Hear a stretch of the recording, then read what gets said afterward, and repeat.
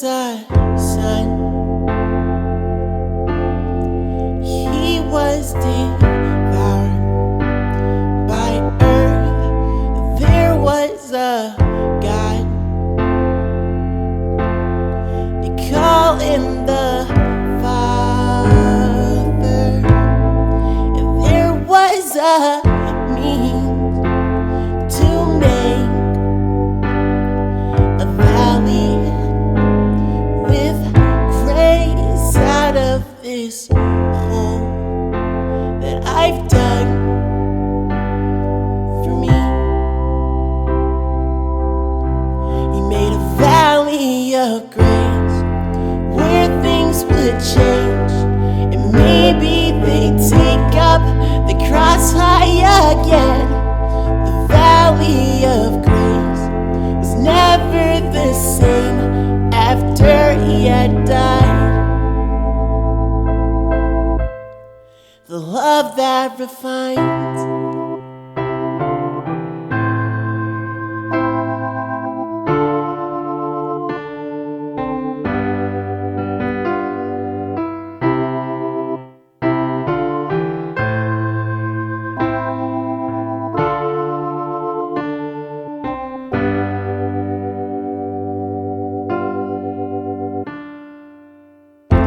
There's no sense in trying to do it on my own.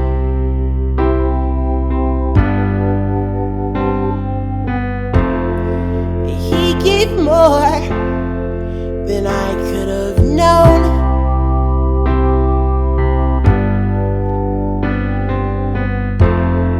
He turned those valleys into places to learn, instead of burn and perish away. And nights never so cold without his grace. How could I say that I've seen the world from his great love? How could I know what he could love?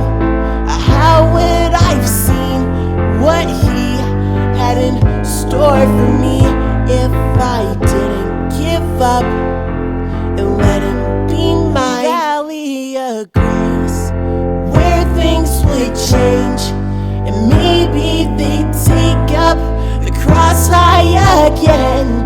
The valley of grace never was the same after he had died.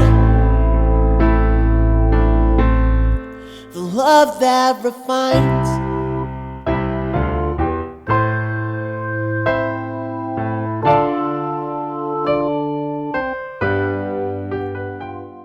Hi, I am Katina Horton, author, storyteller, and the Love and Freedom Toxic Relationship Recovery Coach. And this is the Valley of Grace podcast, helping women reclaim their power, soul, and identity so they will know they are enough.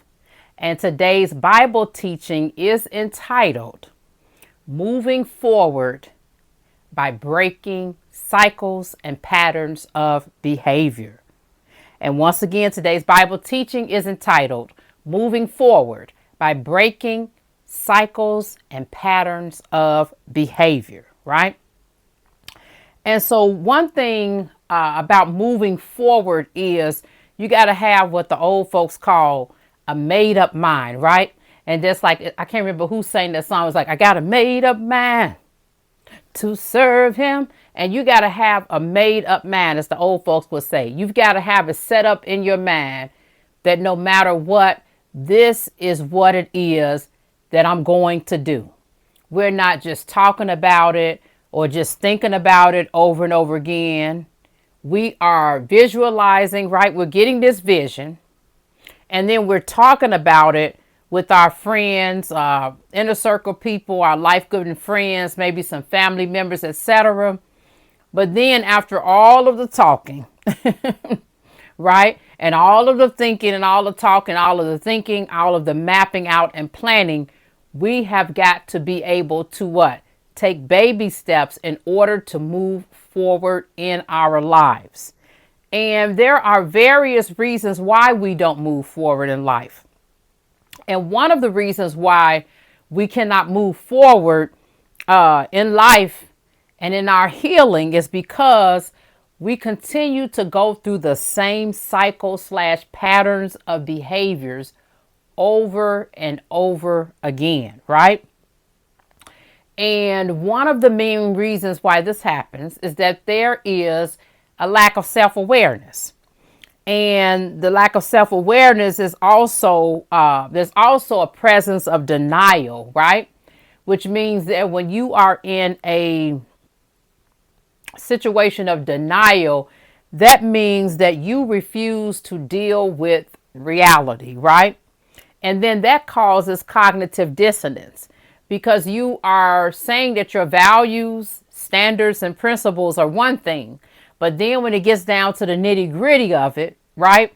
The way that you're living, the way that you're thinking, the way that you're speaking to yourself about yourself and or speaking to others about yourself is incongruent, right? And so that's what causes the cognitive dissonance.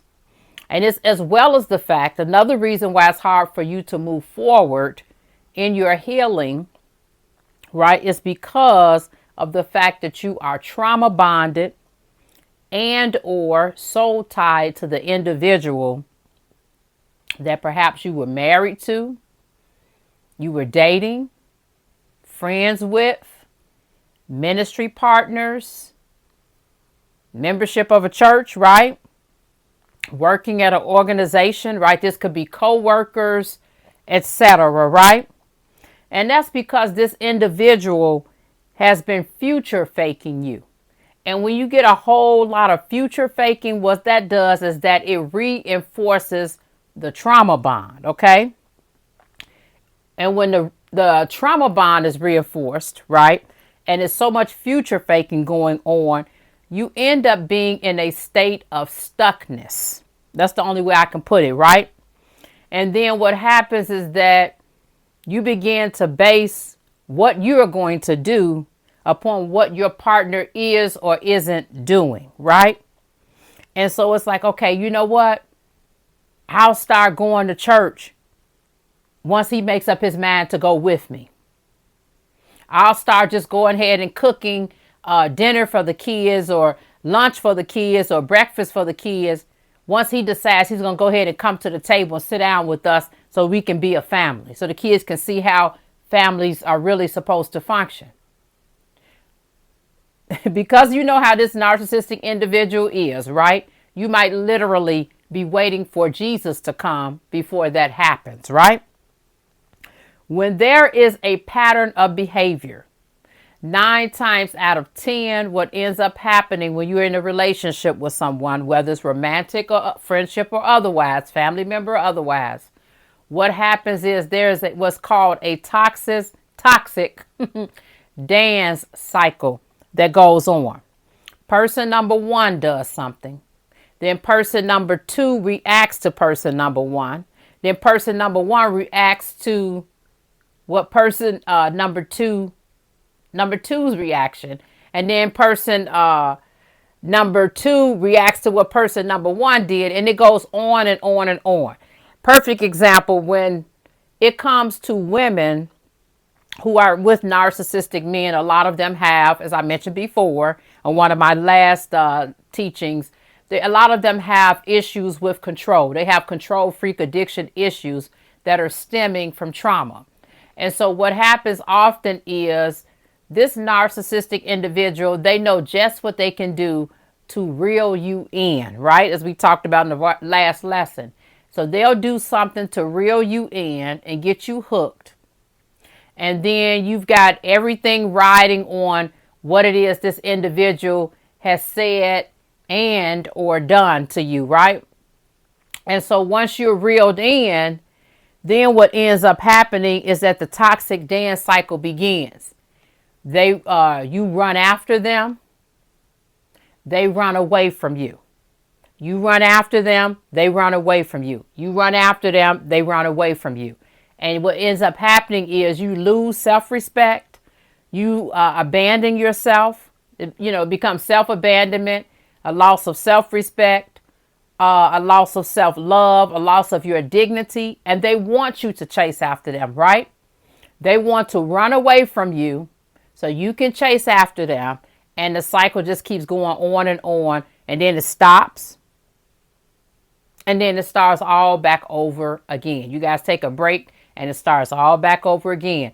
Ask me how I know, because when I was married, that was the cycle I was going through, right? They're running away from you. You're running after them, right? And then what ends up happening is then they're running more. You're running more. You guys take a break, and then it starts back up again. What usually causes you to take a break is they start future faking and making all of these false promises to you, right? You got all this false hope built up because they're saying, baby, I'm going to start going back to church with you and the kids. Baby, I'm going to start doing better. I'm going to stop cheating on you, right? And all of a sudden you're thinking, okay, wow, he's not said this before. Or this time he sounds more sincere. So you hold on to that, right? But holding on to that is giving you what? That false hope, right? And over in the scripture, it says hope deferred makes the heart grow sick. So you keep being future faked and future faked and future faked and future faked. And finally, you realize it was just something they were telling you to have you hanging on, right? You hanging on to this string, literally. You hanging on, hoping and praying and wishing and hoping and praying. No evidence, right? But you hoping and praying. All of this wishful thinking, you on fantasy island. And this individual has no intention of doing what it is that they have promised you that they would do. Some of them even, baby, I got this job opportunity that's coming up. As soon as it comes up, we're just going to go ahead and move out of town like you suggested. And then you don't have to ever worry about me, calling Sheila or Melanie again. And then you start thinking, wow, this time he really is going to stop all the calls. All this is doing is what? Placing false hope inside of you, right? And so when it comes to lack of self-awareness, with anything, if we lack self-awareness, then there is a problem with us seeing ourselves. A lot of times we can see everything everybody else is doing. For some reason, as human beings, we have that problem. We can see everything that everybody else is doing. As far as the old folks would say, Sally Sue. We see what Sally Sue is doing, but we can't see what's going on with ourselves, right? You don't know it's a pattern of behavior to begin with because you're going around like the Energizer Bunny. You just keep going and going and going, ripping and running, right? And black folks often say that. They say, oh, what you doing, girl? I just been ripping and running. I'm ripping and running and ripping and ripping and running, right? So as soon as you get somewhere and sit down, as the old folks would say, right? You need to get somewhere and sit down. When you do that, which means you're taking a be still and know moment, then you can have a come to Jesus moment about yourself, right? That lack of self-awareness will start to lessen more and more. The more you take time out and give yourself some margin, you will start to see your patterns of behavior. And I remember it was a good 9 years ago. I was like the first few years, I had been a few years into healing and everything. And I had set up some rules for how things were going to run in the house with my then teenage children, right? They're young adults now. And then when one of the two of them failed to do what it was that I instructed them to do, then what I would do is just pull tighter and tighter and exert more control over the situation instead of going on, setting the boundary. Once they didn't follow with the boundary, then go ahead and issue the consequence for the boundary. And what it was is that the consequence was going to not only hurt them, but hurt me as well. And then by me being a single parent, I was more concerned about, okay, is this going to seem like I'm being too harsh on them, right? And so then what I would do is just pull more control in other areas. And out of the mouth of babes, as they say, the Lord spoke to me through my teenage daughter She said, every time you tell us to do something and then we don't do it, then you start pulling and trying to control in another area. And I had to stop. I was about to say something and I had to stop and think about it. I said, she's right. Every time they're not doing what it is that I have instructed them as far as how things were going to operate, instead of me going on after setting what the rules were and setting the boundary and the consequences for it and implementing it, no matter who was going to suffer, them or myself, then I just start pulling in other areas and trying to control other things and getting tighter and tighter with the leash, which was not helping anyone. That's when I had to realize you got to follow through. And of course, following through was not fun, because that was a whole a whole situation. As they said, situation, that was a whole situation right there. But she was able to say, look, this is what you're doing. And I had to stop and think about it, right? And like I said, this was early on in my healing.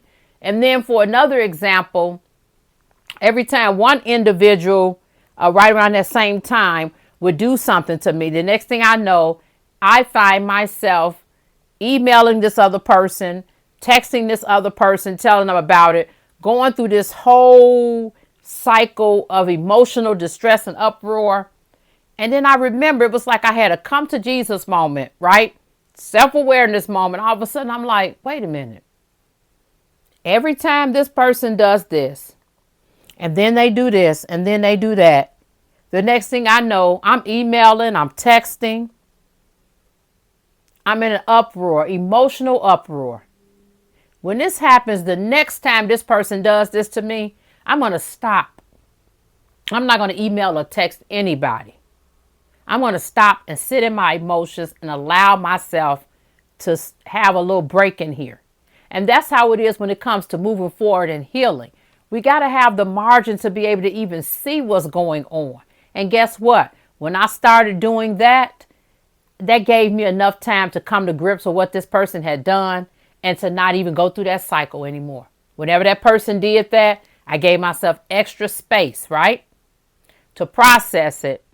And then it went to rest, because what happened is, after doing all of that and going through those patterns of behavior, this person did this, and this, 4 things in a row. And then next thing you know, I'm emailing and texting and emailing and texting and calling, and I'm all in the uproar. And then about 35, 45 minutes later, I'm sitting there feeling like a fool. I'm like, why did I do all of that? Every time this person does 1 through 4, the next thing I know, I'm doing this. But then later I'm feeling like a nut. I need to just give myself some time. If we don't give ourselves margin, we cannot allow ourselves to think about the process that we're going through, right? And like I said, the lack of self-awareness, it means that you don't even know there's a pattern of behavior to begin with, right? And when you go through these toxic dance cycles, it can be romantic partners, it can be churches and organizations, it could be small group members, ministries, right? It could be the company that you work at, right? But you see what everybody else is doing and what they need to work on and how they need to go to therapy, but you can't see your own flaws, right? You can't hold the mirror up, as Michael Jackson say. You're talking to the man in the mirror, right? You're in denial of what it is that you're in, because to be in reality means you've got to face the fact that this individual, right, presented to you an illusion.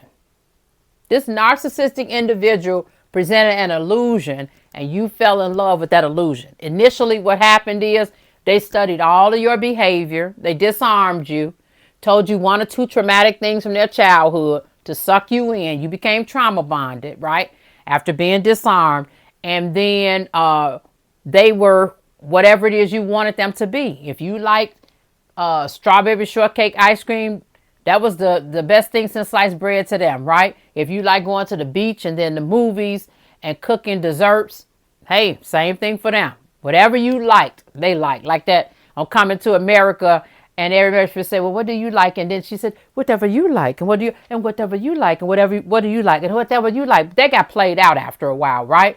So we have to be aware of what it is that we are doing, in order for us to be aware of these patterns of behavior, we got to sit down and have a be still and know moment so we can have a come to Jesus moment so we can stop these cycles of behavior, right?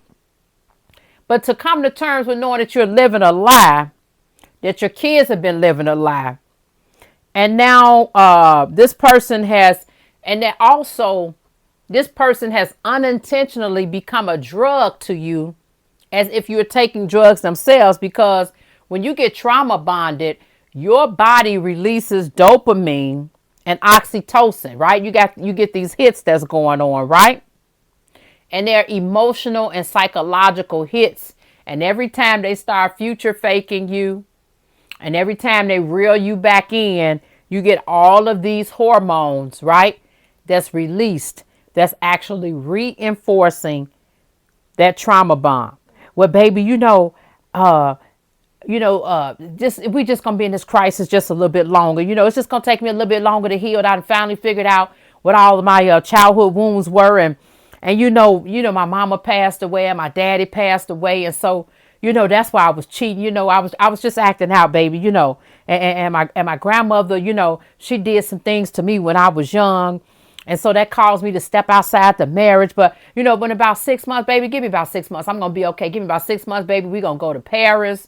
We're going to go to Spain. We just going to tour Europe. Baby, we're going to have it all. Just give me about 6 months, baby. That promotion for that job is coming. And then you're hooked. You holding on to that false hope. And you're walking around in a heart-sickened state.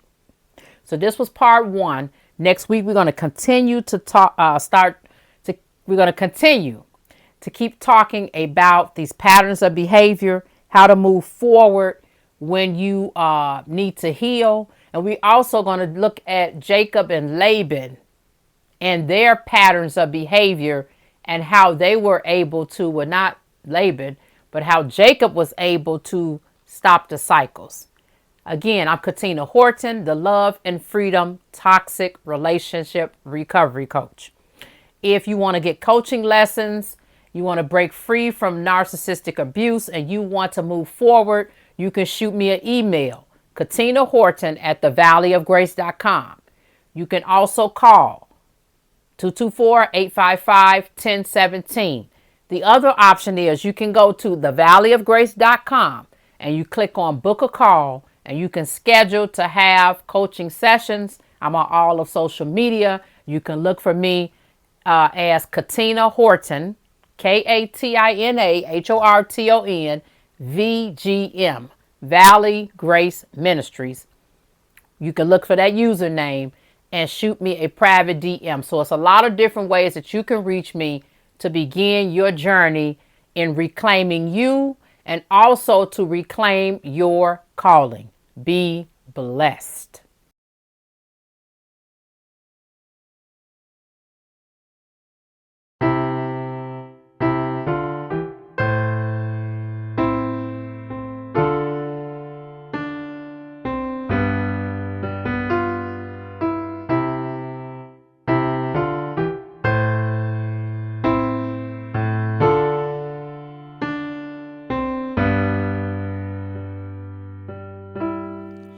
There was a son.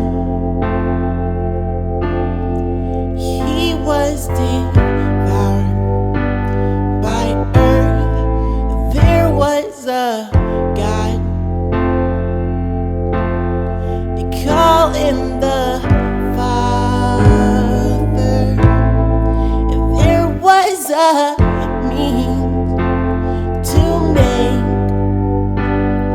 a valley with grace out of this hole that I've dug for me. He made a valley of grace where things would change, and maybe they'd take up the cross high again. The valley of grace was never the same after he had died. The love that refines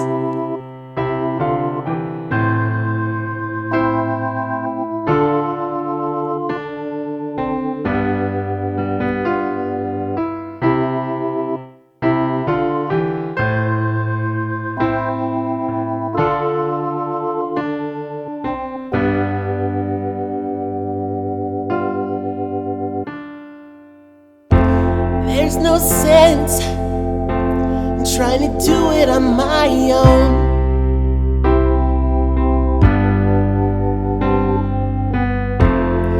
He gave more than I could have known.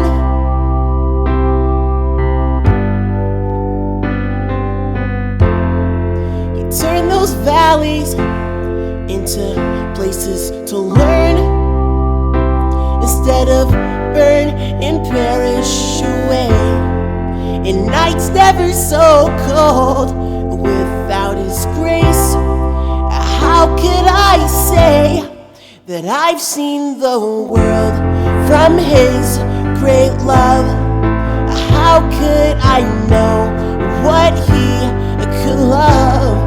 How would I've seen what He had in store for me if I didn't give up and let Him be my valley of grace, where things would change and maybe they'd take up the cross high again? The valley of grace never was the same after He had died. The love that refines,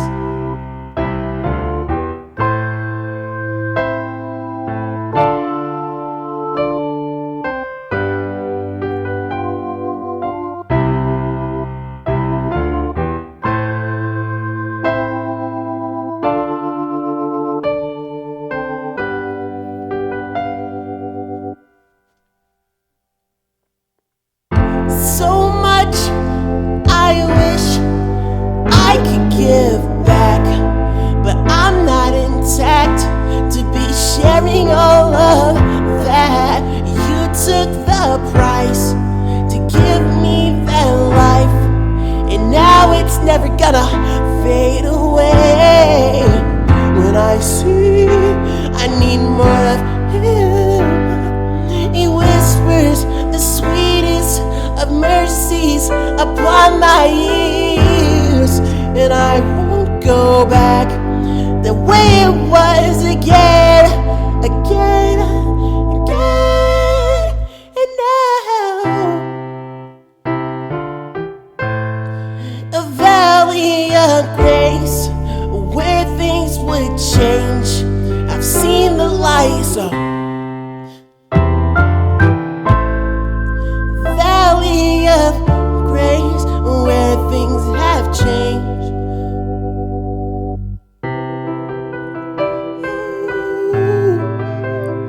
Oh, I've seen so much, so much for me.